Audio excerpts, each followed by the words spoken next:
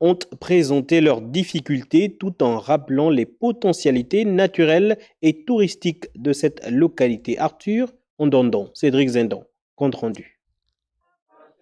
Au cœur de la cité gabonaise, l'interlocuteur phare des concitoyens pour le compte du président de la transition qui, justement, prête une oreille attentive au plaidoyer des populations du Como-Océan qui se disent lésées sur le processus de développement de la nation.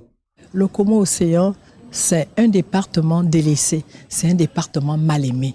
Et il fallait qu'on vienne au sommet de l'État pour démontrer notre souffrance, pour démontrer que nous avons été oubliés. Un contraste de développement inexpliqué compte tenu du riche potentiel naturel et touristique de la localité. Les communautés qui vivent ont envie de démontrer à la face du monde leur patrimoine, qu'il soit culinaire, qu'il soit les traditions du terroir, etc. En bon interlocuteur, Gervais Onyan se veut rassurant sur l'aboutissement de leur message auprès du numéro 1 gabonais.